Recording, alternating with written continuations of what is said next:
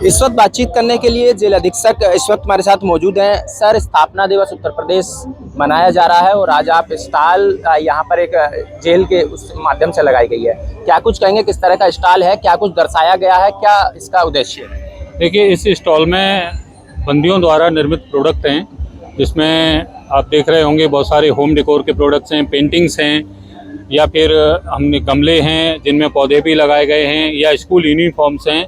इस तरह के मोमबत्ती हैं, बेकरी के प्रोडक्ट्स भी हैं जो आप देखेंगे।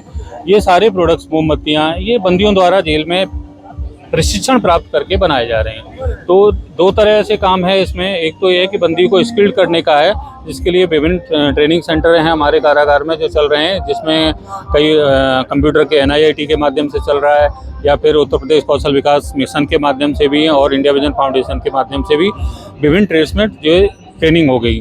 तो उसके लिए स्किल्ड हो गया वो, उसे प्रमाण पत्र भी दिया जाता है, जिससे वो जेल से छूटने के बाद अपने आप को पुनर्स्थापित कर पाए, कोई रोजगार का माध्यम मिले। दूसरी तरफ ये सारे जो बंदी सीख गया और जेल में ही रह रहा है, अभी उसे छूटने की व्यवस्था नहीं है, तो वो जेल में इस तरह के प्रोडक्ट बना के एक आजीविका भी अर्जित करता है, जो अपने घर वालों को उपलब्ध करा सकता है। कई बार ये होता है कि जब जो मुख्य आदमी होता है घर का, जो कमाने वाला, वो जब घर जेल में आ जाता है किसी भी परिस्थिति में, तो उसका परिवार भी नकारात्मक रूप से प्रभावित होता है। तो ये बंदी की आय के अर्जन के स्रोत भी हैं। साथ ही सारी जो स्रोत का 10% बंदी कल्याण कोष में भी जाता है, जिससे अन्य बंदियों के सुधारात्मक प्रयासों के लिए भी एक राशि का सृजन होता है। तो इस तरह से बहुउद्देशीय संकल्पना के तहत इस तरह का ये कार्यक्रम है। तो ये जो स्टॉल लगाया गया, इसका उद्देश्य ये है कि सामान्य जनमानस में भी बंदियों के प्रति एक जो धारणा है, पुरातन धारणा है कि जेल में अपराध का, नए अपराधियों का सृजन होता है, वो धारणा भी दूर हो। क्योंकि जो जेल में गया हुआ व्यक्ति भी, ज़्यादातर संभावना ये रहती है कि वो कानून की जानकारी के अभाव में कोई कृत्य कर दे, तो वो जेल में चला गया, तो वो एक बड़े अपराधियों के संपर्क में आके अपराधी न बन जाए।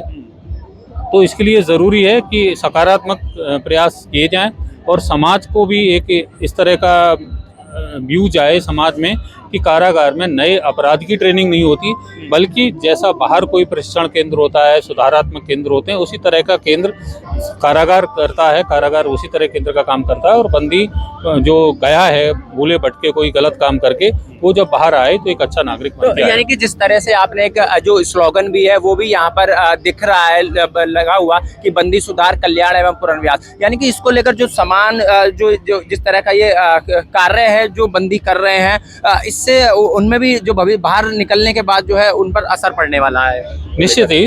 देखिए, सुधार की जो संकल्पना है वो कारागार उसको समाहित करता है स्वयं में। सुधार का मतलब ये हुआ कि जब आया अंदर तो अपने आप को प्रायश्चित कर पाए, वो इस चीज़ का एहसास करे कि हाँ, उसने जो भी किया वो गलत हुआ, अब मैं एक अच्छा नागरिक बनूंगा। और उसके लिए हम लोगों ने उसे स्किल्ड भी कर दिया, कोई ट्रेनिंग दे के 6 महीने का कंप्यूटर प्रशिक्षण या कोई भी कोर्स करा के। लेकिन जब वो छूट के गया तो अब जरूरी है कि वो अपने आप को पुनर्स्थापित कर पाए। उसके लिए सामाजिक स्वीकार्यता भी जरूरी है, उस व्यक्ति की समाज उसको स्वीकार कर पाए, कोई उद्योगपति अपने यहाँ उसको जॉब पे रख पाए अगर वो स्किल्ड है। तो इसके लिए पुनर्वास की संकल्पना में जरूरी है सामाजिक परिवेश भी इस बात से पूरी तरह अवगत हो कि कारागार में नए अपराधियों का सृजन नहीं होता। तो निश्चित है हम एक नया अपराधी बनाने से भी रोक पाएंगे। कई बार ये होता है कि व्यक्ति एक बार अगर कारागार में किसी छोटे अपराध में गया और जब वो छूट के आया तो समाज ने उसे स्वीकार नहीं किया, उस पर एक जो सोशल स्टिग्मा है वो लगातार लगाया गया कि जेल काट के आया, जेल काट के आया, तो फिर कई बार मजबूरी में भी वो अपराध की दुनिया में जा सकता है। तो इस सारी ये संकल्पना को यहाँ पर प्रदर्शित करने का उद्देश्य यही है कि समाज भी कारागार की जो वर्तमान प्रवृत्तियाँ हैं सुधार और पुनर्वास की, उनके बारे में सामान्य नागरिक भी अवगत हों कि क्या चल रहा है। तो आज सर उत्तर प्रदेश स्थापना दिवस है, उसके मौके पर सर किस तरह का मैसेज लोगों के लिए रहेगा कि किस तरह से लोग इस तरह का काम ना करें कि आपके संरक्षण में आए? देखिए, निश्चित है कि हर व्यक्ति को एक तो जो हमारे वर्तमान कानून हैं, हर कानून के बारे में सामान्य जानकारी हो, तो जिससे वो कभी अनजाने में जो कोई कृत्य हो जाता है वो न कर पाए। जैसे आजकल रील्स बनाने के चक्कर में बहुत सारे लोग कारागार में आ जाते हैं, तो ये निश्चित है उनको जानकारी नहीं थी कि हमें कहाँ हाईवे पे रील बनानी है या नहीं बनानी है। तो MV एक्ट का यानी मोटर व्हीकल एक्ट के बारे में जानकारी करें। जब गाड़ी चलाना सीखते हैं तो उसकी भी जानकारी रहे। तो हर चीज़ों की जब जानकारी होगी तो भी अपराध से बचा जा सकता है। साथ ही साथ कई बार हमारी प्रवृत्तियाँ किसी व्यक्ति को जो सामाजिक परिवेश को देख के या कई चीज़ें सोशल मीडिया पे कंटेंट देख के इस तरह की प्रवृत्ति हो जाती है कि वो आपराधिक कृत्य कर जाता है, चाहे वो ड्रग्स का हो या सेक्सुअल वायलेंस हो।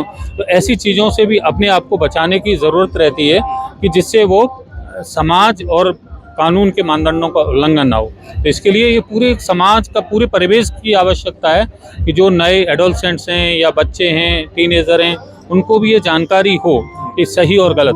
जब सही और गलत की जानकारी होगी तो अधिकांश व्यक्ति या बच्चे होते हैं, गलत कोई नहीं करना चाहता, लेकिन गलत हो जाता है, परिस्थितिवश हो जाता है या अनजाने में हो जाता है। तो उन परिस्थितियों को दूर किया जाएगा तो जिससे एक अच्छे एक दिव्य और भव्य उत्तर प्रदेश की स्थापना शीघ्र होगी। चलिए, धन्यवाद। तो ये थे जेल अधीक्षक सीताराम शर्मा इस वक्त हमारे साथ मौजूद थे।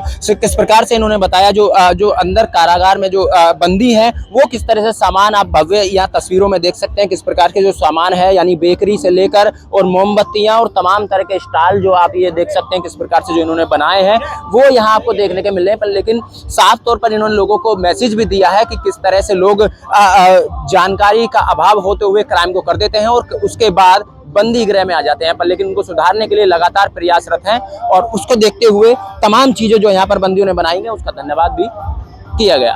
गाजियाबाद से दैनिक भास्कर के लिए सुनील गौतम।